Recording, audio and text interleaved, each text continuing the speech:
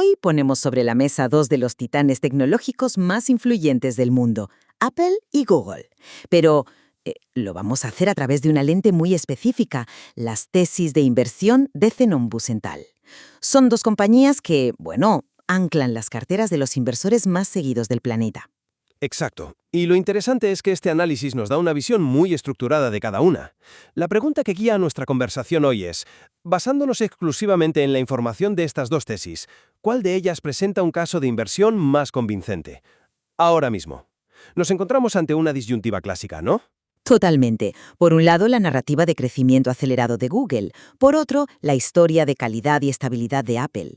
Yo voy a defender que la tesis de Google, con su dinamismo y su potencial de revalorización, dibuja una oportunidad más atractiva en este momento. Y yo sostendré que la tesis de Apple, aunque su crecimiento sea más sosegado, revela una fortaleza basada en la calidad y la eficiencia, que en conjunto construyen un caso de inversión más sólido y, se podría argumentar que con menor riesgo operativo. Antes de empezar, eso sí, una aclaración importante.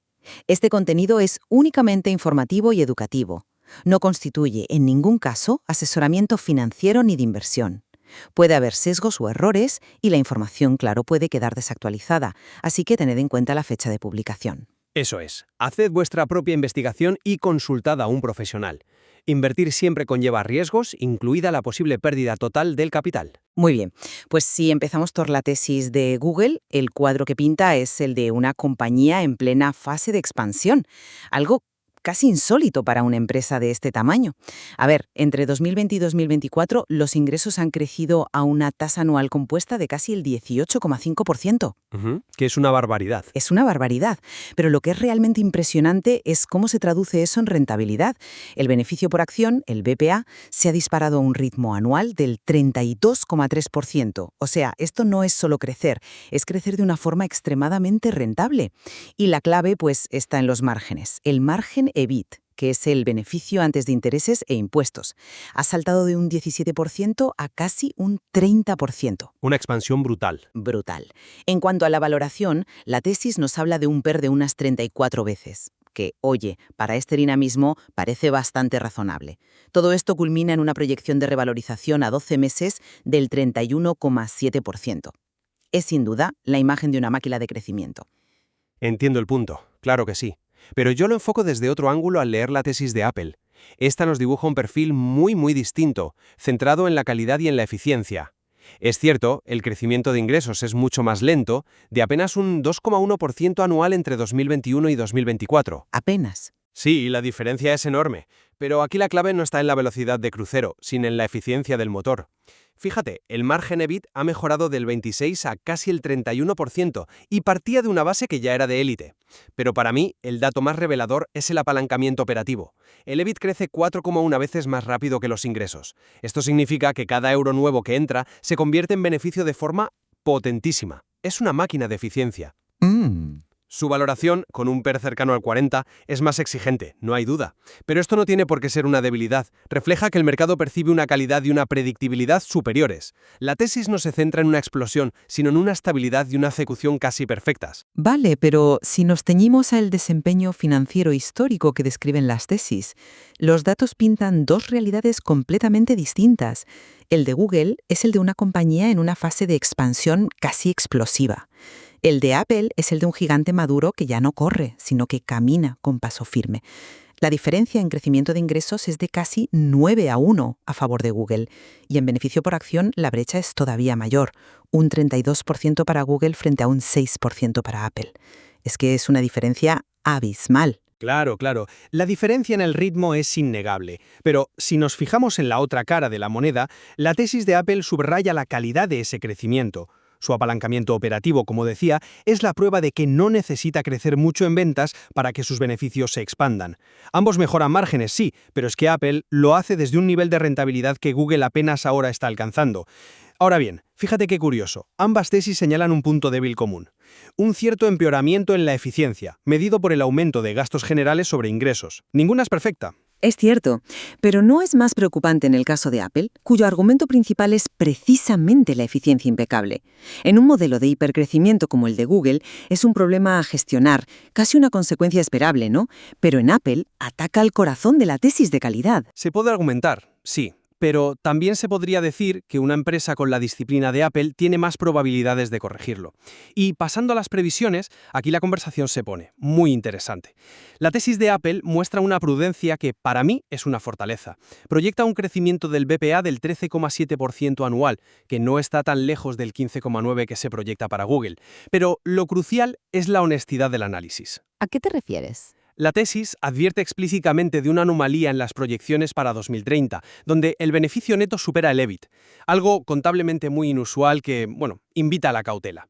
Yo prefiero una tesis que admite sus propias limitaciones, la verdad. Admito que esa transparencia es valiosa. Sin embargo, las proyecciones de Google, aunque más moderadas que su historial, siguen siendo superiores, un 12,3% en ingresos y ese casi 16% en BPA hasta 2029.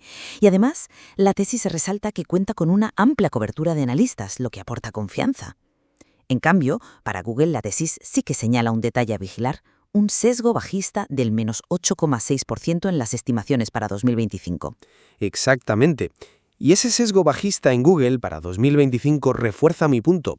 Mientras que Apple te avisa de una anomalía lejana, la de Google te alerta de un riesgo de decepción a corto plazo. Es una cuestión de dónde percibes más incertidumbre. La tesis de Apple parece decir: somos sólidos, pero ojo con el muy largo plazo. Y la de Google: el futuro es brillante, pero el año que viene podría haber baches. Es un argumento sólido, sin duda. Ahora, ¿qué pasa cuando llevamos todo esto al precio? La valoración de Google, según los datos de las tesis, es objetivamente más atractiva. Su PER de 34,7 es inferior al de 40 de Apple, a pesar de ofrecer un crecimiento mucho mayor, y esto se traduce directamente en el potencial. La tesis proyecta una revalorización del 31,7% para Google en 12 meses, frente a solo un 10% para Apple. La conclusión de la propia tesis es clara: comprar para Google y mantener para Apple. Claro, pero un PER más alto no siempre significa caro. A menudo es el reflejo de una percepción de mayor calidad o menor riesgo. El mercado está dispuesto a pagar una prima por la predictibilidad de Apple. Su riesgo, como bien señala la tesis, es de valoración. Es un riesgo de que el mercado cambie de humor. El atractivo de Google, por otro lado, depende de que no haya una normalización de márgenes o una desaceleración. Su riesgo es de ejecución del negocio. Y esa diferencia en el tipo de riesgo se refleja en el grado de convicción de cada tesis. El documento sobre Google expresa una convicción medio-alta, que es superior al medio de Apple, y lo justifica en base a su historial consistente y la expansión de márgenes. Los riesgos que identifica para Google, como la presión de costes, son principalmente de ejecución. Exacto. Y la convicción media para Apple se justifica precisamente por esa valoración exigente y las inconsistencias a largo plazo que he mencionado. Es una visión honesta. Y aquí la pregunta fundamental es: ¿qué tipo de riesgo prefieres asumir? El riesgo de Apple, según la tesis, es de mercado, una compresión de múltiplos. El de Google es operativo: control de costes, desaceleración.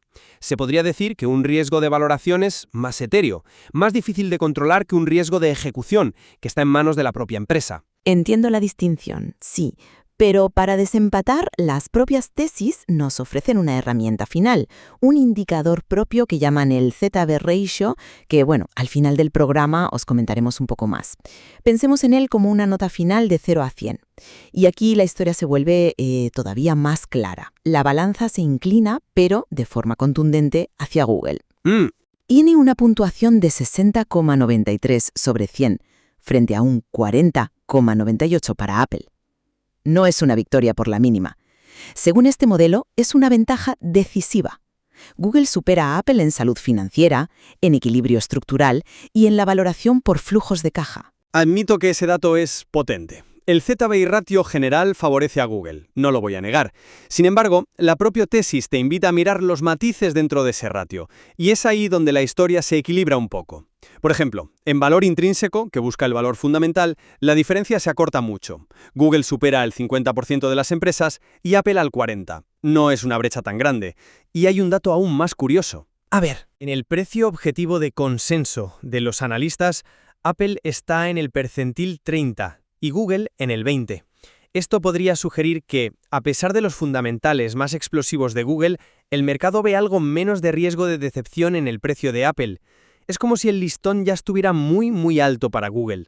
Bueno, para resumir mi posición, la tesis de Google presenta un caso de inversión basado en un crecimiento tanto pasado como futuro muy superior.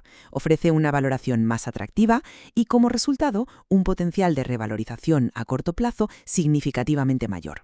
Y todo ello, como decía, queda encapsulado en ese ZB ratio general que la coloca por delante.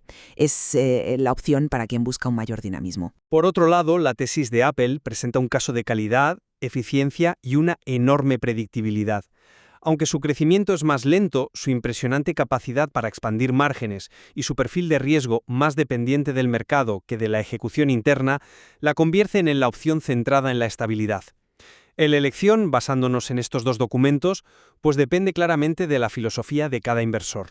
Ciertamente, ambas tesis ofrecen una visión estructurada de dos perfiles de inversión muy distintos.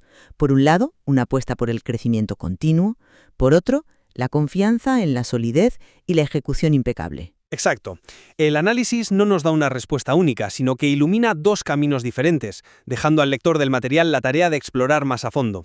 Por cierto, podréis encontrar el acceso a la tesis de inversión completa en las notas de este programa, además de otro acceso totalmente gratuito a más de 7.000 tesis de inversión como esta. Suscríbete y activa las notificaciones para estar al tanto de todos los análisis que se publicarán diariamente. Sí, uno al día. Zenón Busental te desea buenas inversiones.